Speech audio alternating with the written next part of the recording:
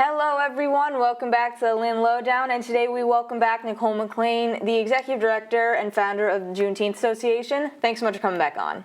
Oh, I love being here, Danny. Thank you for having me, and thank you for all the things that Lynn Community Television does to make sure the community is aware of what's going on in the city of Lynn, so I appreciate that. Of course, we just promote, but you are always the ones that do all of the work, and I know you wear about 50 different hats, but today we are here talking about Juneteenth, which is in a couple of weeks, right? So Yes. on the 21st. Do you believe it's June already? No. Oh my goodness. Happy Pride. Happy Juneteenth. Yes. We were even saying before, we hope it doesn't rain again. You know, it's been raining every Saturday, and we're going, no. Because this is outside, right? It's at the supposed to be outside at the Common. We do have a rain location, so if it rains, it will be inside at the Lynn Museum, same day. But yeah, if we have inclement weather, we'll be moving it inside, so we'll have food from A Taste of May. We'll have some dance performances. We'll have In the Making, ITM will be there. A group called Power Skirts with their skirts. They performed last year as well. It was a beautiful performance. They'll be there to perform. We'll have some people from the Solidarity Economy Movement. So they'll be talking about what that is and how the city of Lynn and community members can get more involved in the solidarity economy. I think it's going to be a really cool event. Yeah, I'm looking forward to it. And how many years now has this celebration been going on, do you know? Since 2017, we had our first Juneteenth celebration in 2017. And so 8 years? 8 years. Yeah. And our very first one was on the Lynn Commons. Oh, really? So now you're circling back. Yeah, we're coming back, yes. And I think the Lynn Common is a nice place to have an event because just passersby see what's happening and they might just get curious and come over and check it out. Yeah. And then I go, ooh, what's that? Right, what's going on? Yeah. And it gets bigger every year. It's always so impressive, all the work that you put in and all the volunteers put into it. Yeah.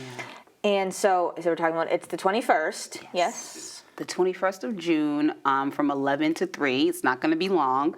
I do want to say Juneteenth celebration is happening from 11 to 3, and then there's another event happening at Red Rock Park that the Lynn Music Foundation is having. So that's also going on over there. So after you're done celebrating Juneteenth, which is a holiday that commemorates the ending of enslavement of Black Americans in America, clearly. So we'll have the Juneteenth flag raising on June 17th at the Lynn City Hall at 6:30 p.m. So our Juneteenth flag is red, white, and blue.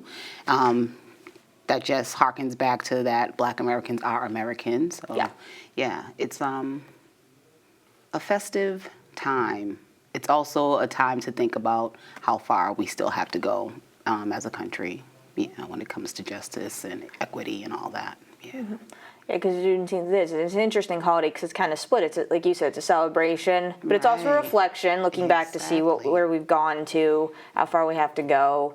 I feel like this year might hold extra significance in how far we have to go, I would guess. Yes, definitely. With all the turbulence that's going on in our country, we definitely need to hold on to what we've accomplished as far as civil rights goes, and as far as equity goes. I mean, June is a month that really does show equity, with it being Pride, with it being Caribbean Heritage Month, with also Juneteenth season happening. It's like a month of so much culture, you know what I mean, and so much celebration of diversity in so many different ways. So yeah, we definitely need to make sure we hold on to that as a nation and as a city.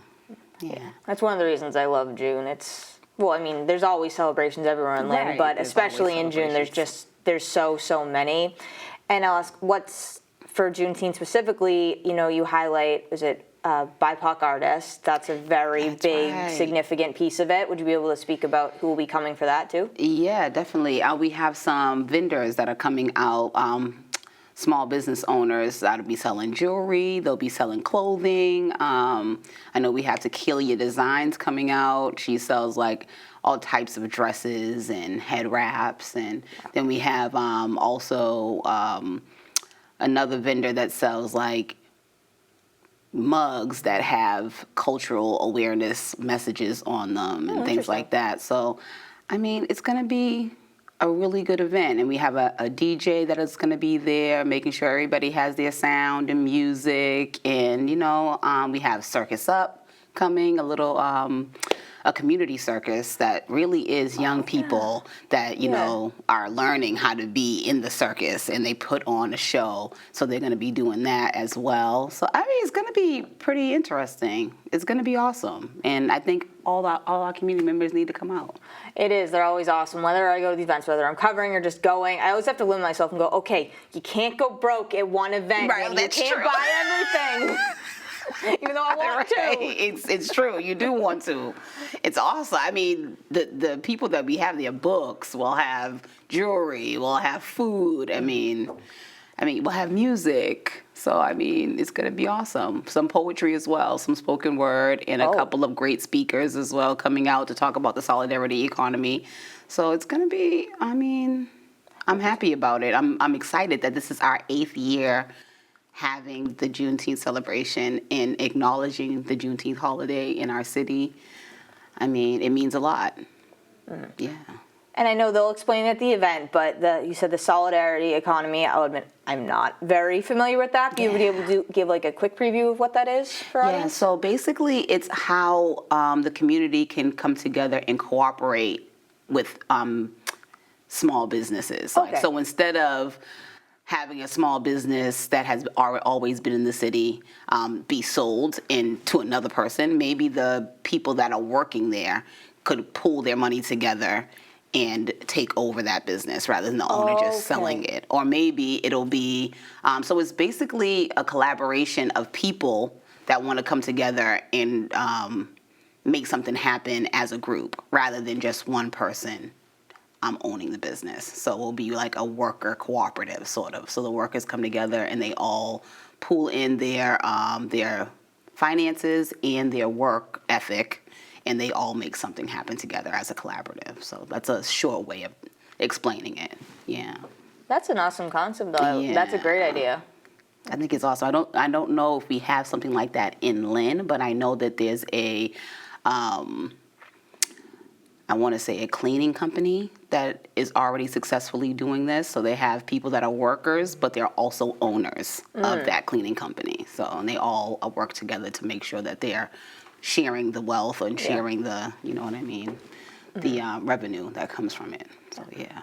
And Lynn really does run on small businesses, so it's a very, I feel like it'd be a good concept to introduce here because you walk up and down the street and there's small businesses everywhere, which is fantastic. Which is awesome. Yeah. Yes, which is awesome. But are they worker owned? You know what I mean? So that's something. And are we collaborating to make sure they're as lucrative as they can be? So that's what we'll learn a little bit about at the Juneteenth celebration.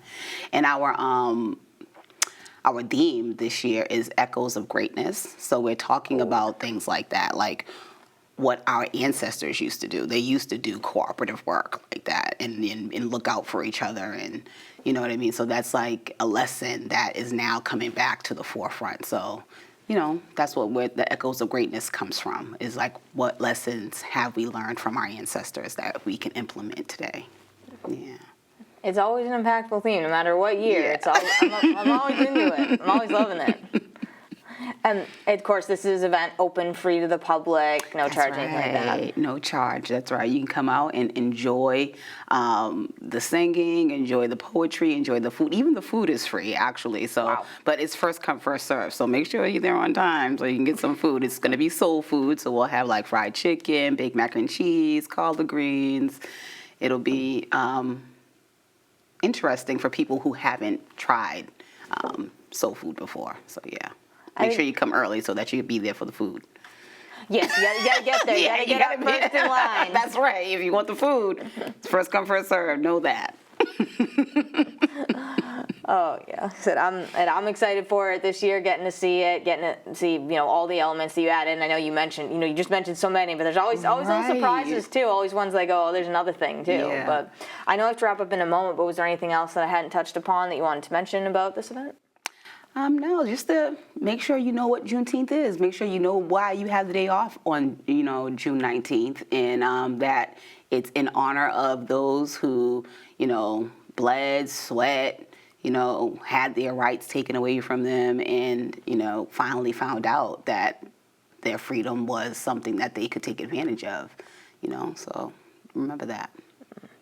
Well, it's always a pleasure to have you on talking about this, especially such an impactful, important event, and I look forward to seeing it in a couple weeks. All right. Thank you so much for having me again, Danny. Of course, anytime. And once again, I'm Danny Vittori. Make sure you check out the Juneteenth event in a couple of weeks. This has been the Lynn Lowdown, and we'll see you next week with more guests.